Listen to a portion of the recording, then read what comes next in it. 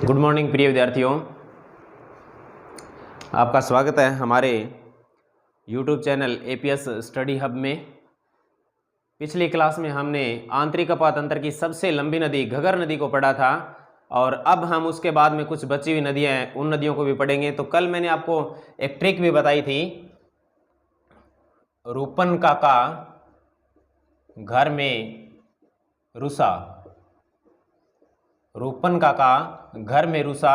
इससे मैंने आपको आंतरिक अपातंत्र की कुछ एक नदियां बताई थी, जिसमें यह नदी थी रूपनगढ़ नदी, रूपनगढ़ नदी, कांतली नदी, कांकनी नदी, घग्गर नदी, मेंथा नदी, रूपारेल नदी और साबी नदी। तो इसमें आंतरिक अपातंत्र की सबसे लंबी नदी घगर नदी को हमने पढ़ लिया था। अब हम पढ़ते हैं आंतरिक अपातंत्र की सबसे छोटी नदी। आंतरिक अपातंत्र की सबसे छोटी नदी है कांकनी नदी। आंतरिक अपवाह तंत्र की सबसे छोटी नदी है कांकनी नदी, जो मात्र 27 किलोमीटर बहती है, जो राजस्थान के जैसलमेर जिले में, जैसलमेर जिले में कोटरी गांव से निकलती है। कोटरी गांव, कोटरी गांव जैसलमेर से इस नदी का उद्गम होता है और यह नदी मिट्टी की खाड़ी में जाकर गिर जाती है। मिट्टी की खाड़ी, मिट्टी की खाड़ी में जाके गिरती है। कोटरी गांव जैसलमेर से निकलती है और मिट्टी की खाड़ी में जाकर यह नदी विलुप्त हो जाती है, गिर जाती है। इसी नदी के किनारे एक झील बनी है, उस झील का नाम है बुज झील। उस झील का नाम है बुज झील, जो राजस्थान के जैसलमेर जिले के रूपसी गांव में है। रूपसी गांव जैसलमेर जिले में। आंतरिक अपवाह तंत्र की सबसे छोटी नदी, आंतरिक अपवाह तंत्र की सबसे छोटी नदी यही है कांकनी नदी। इस कांकनी नदी को और किस नाम से जाना जाता है, यानी कि इस नदी के उपनाम, तो इसे कांकनीय नदी भी कहते हैं और इसे मसूरदी नदी भी कहते हैं। इस नदी की लंबाई मात्र 27 किलोमीटर मानी जाती है, वो भी वर्षा काल के दौरान, मानसून काल के दौरान यह नदी बहती है और बाकी टाइम में नहीं बहती है। तो यह आंतरिक अपवातंत्र की सबसे छोटी नदी है, जो मात्र 27 किलोमीटर बहती है। राजस्थान के जैसलमेर जिले के कोटरी गांव से निकलती है और मिट्टी की खाड़ी में जाकर गिर जाती है। इसी नदी के किनारे एक झील बनी है, उस झील का नाम है बुज झील, जो राजस्थान के जैसलमेर जिले के रूपसी गांव में बनी हुई है, इसी नदी के किनारे बनी हुई है। उसके बाद में हम पढ़ते हैं कांकनी नदी। यह थी कांतली नदी, अब हम पढ़ रहे हैं कांकनी नदी।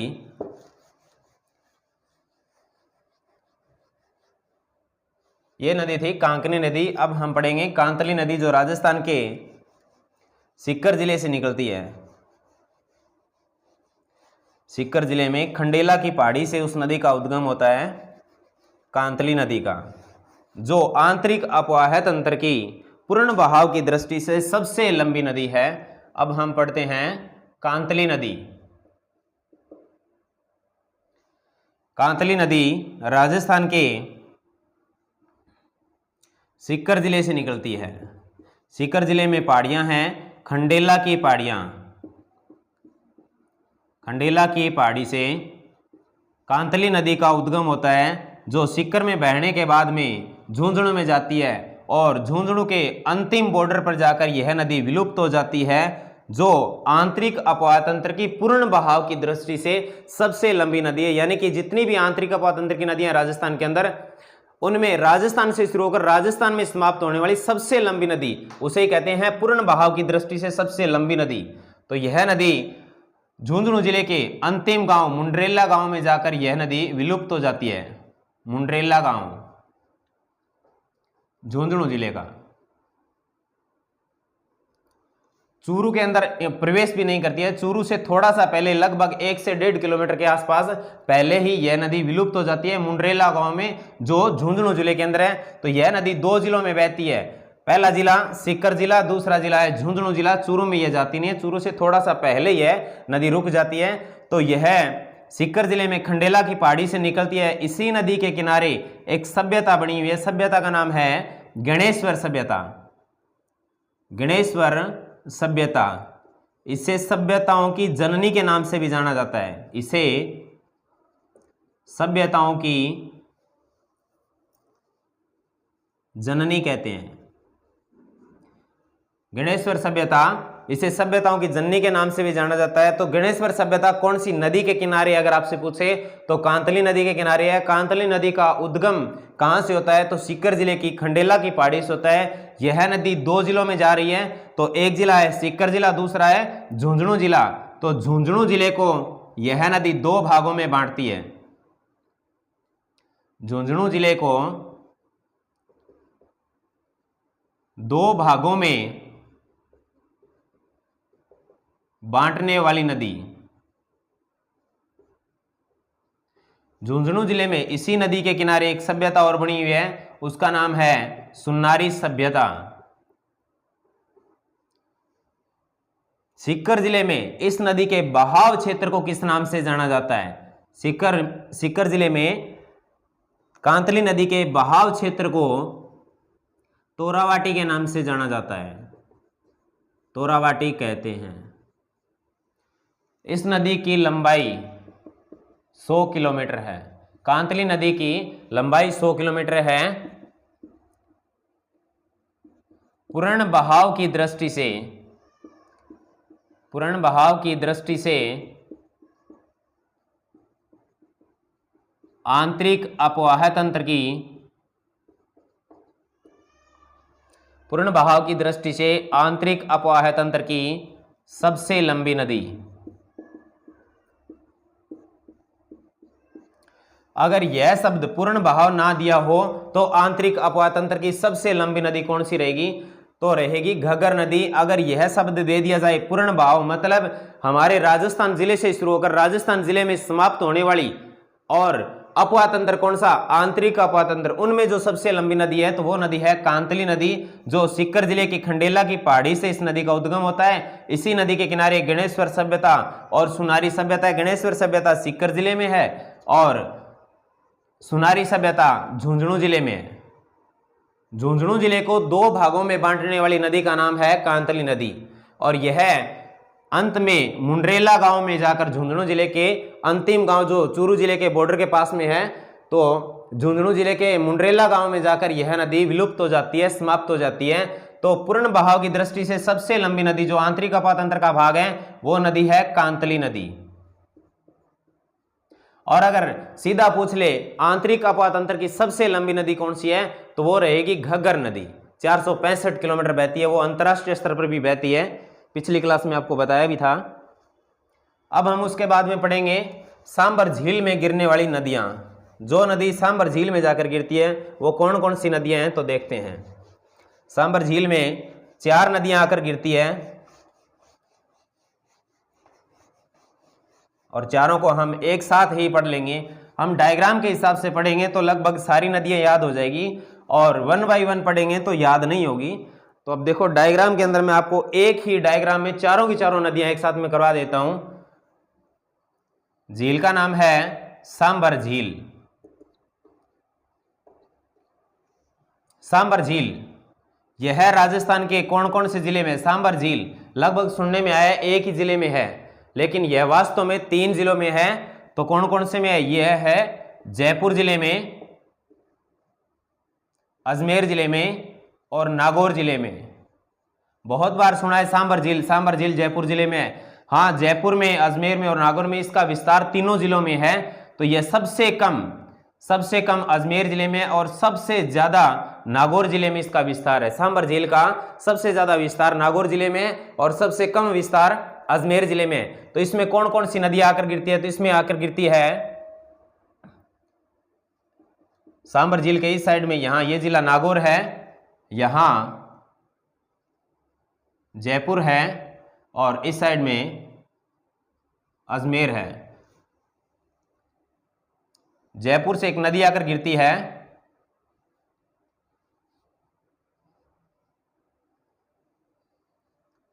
जो नागौर जिले से होकर आकर गिरती है, तो इस नदी का नाम है मेंथा नदी।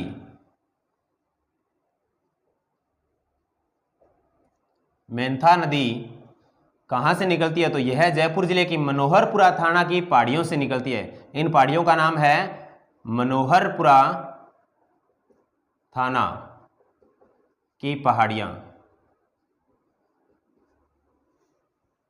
जयपुर जिले के मनोहरपुरा थाना की पहाड़ियों से मेंथा नदी का उद्गम होता है, जो सांबर झील में जाकर गिरती है। और इसी नदी के किनारे नागौर जिले में एक मंदिर बना हुआ है, उसको लुणवा जैन तीर्थ मंदिर के नाम से जाना जाता है। लुणवा जैन तीर्थ। लुणवा जैन तीर्थ अगर आपसे पूछ ले कि लुणवा जैन तीर्थ कौन सी नदी के किनारे है, तो वो है मेंथा नदी के किनारे। मेंथा नदी का उद्गम कौन से जिले से होता है? तो जिला है जयपुर। कौन सी पहाड़ियों से होता है? तो मनोहरपुरा थाना की पहाड़ियों से इस नदी का उद्गम होता है। अब हम पढ़ेंगे नागौर जिले से आने वाली नदी। नागौर से यहां से एक नदी आगे गिरती है, खारी नदी। नदी का नाम है खारी नदी, और यह भी सांबर झील में आकर गिरती है। तो खारी नदी, कई बार पूछा जाता है खारी नदी कौन से अपवाह तंत्र का भाग है? खारी नदी कौन से अपवाह तंत्र का भाग है? तो खारी नदी तीनों अपवाह तंत्र का भाग है। खारी नदी तीनों अपवाह तंत्र का भाग है। मतलब तीनों अपवाह तंत्र आपको पता है ना, अरब सागरीय अपवाह तंत्र, बंगाल की खाड़ी का अपवाह तंत्र और आंतरिक अपवाह तंत्र, तीनों अपवाह तंत्र का भाग है खारी नदी। क्योंकि खारी नदी के नाम से ऐसी तीन नदियां हैं जो तीनों अपवाह में जाती है। बंगाल की खाड़ी में भी गिरने वाली नदियों में एक खारी नदी है, और एक नदी खारी नदी आप पढ़ रहे हो आंतरिक अपवाह तंत्र में, ये नदी है जो सांबर झील में जाकर गिरती है, नागौर जिले की पहाड़ियों से निकल के आती है। और एक नदी और है जो जवाई नदी में जाकर मिलती है, जो अरब सागरीय अपवाह तंत्र का भाग है। तो खारी नदी तीनों अपवाह तंत्र का भाग है। इसके बाद में पढ़ते हैं अजमेर जिले से आकर इसमें एक नदी और आकर गिरती है। नदी का नाम है रूपनगढ़ नदी। नदी का नाम है रूपनगढ़ नदी। रूपनगढ़ नदी कहां से निकलती है? तो यह कुचिल्ला गांव से निकलती है। कुचिल्ला गांव। कुचिल्ला गांव राजस्थान के अजमेर जिले में है, और इसी नदी के किनारे निम्बारक संप्रदाय की प्रधान पीठ है। निम्बारक संप्रदाय की प्रधान पीठ। निम्बारक संप्रदाय कहाँ है? तो ये है सलेमाबाद में।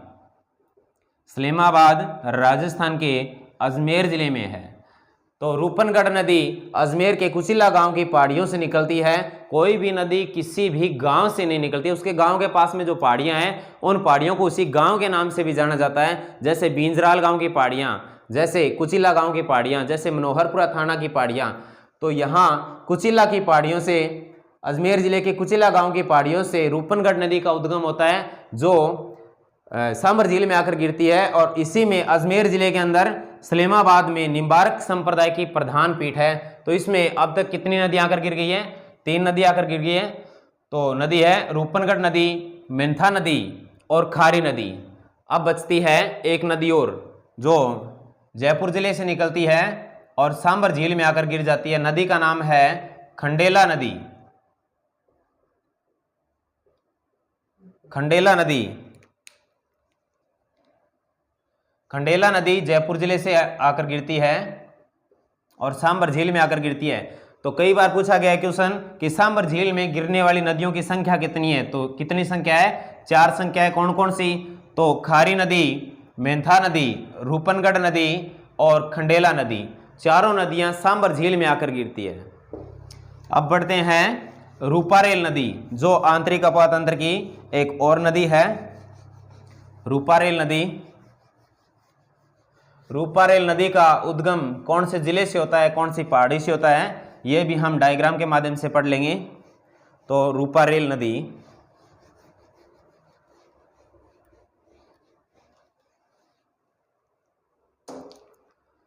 अब है रूपारेल नदी।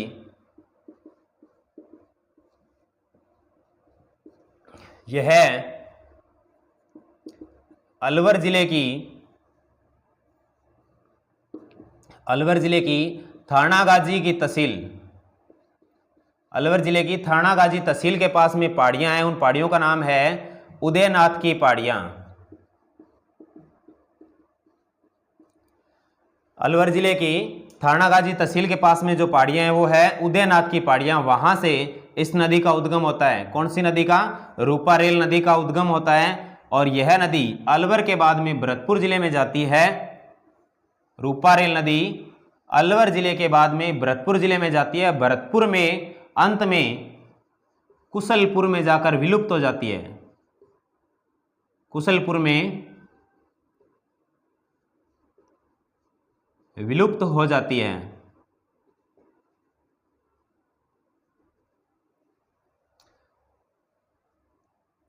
अलवर जिले के बाद में जिला है भरतपुर जिला। और भरतपुर जिले में इस नदी के किनारे कौन सी सभ्यता है और कौन सा बांध बना है तो वो चीज पढ़ेंगे हम। तो एक है सिकरी बांध।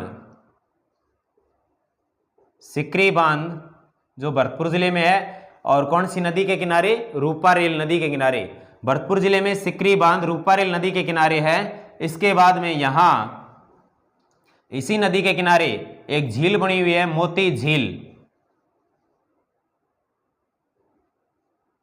मोती झील को भरतपुर की लाइफ लाइन के नाम से जाना जाता है।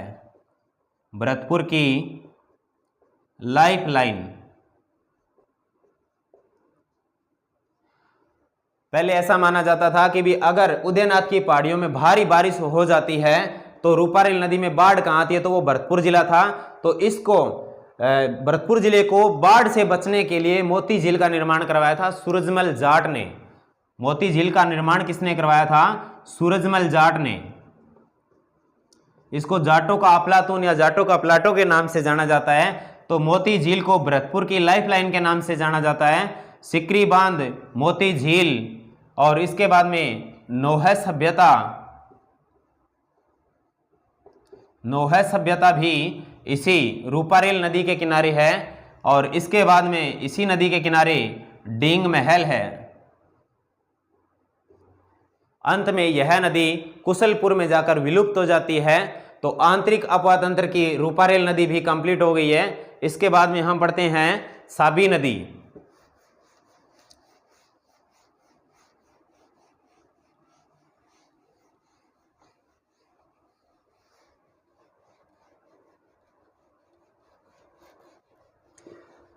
साबी नदी को पढ़ते हैं।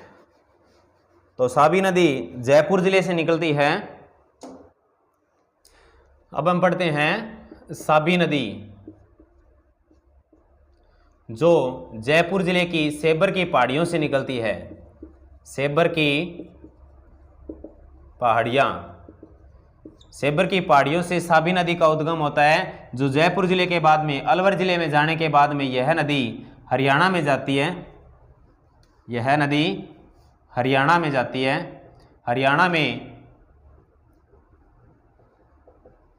गुड़गांव जिले की पटौदी तहसील।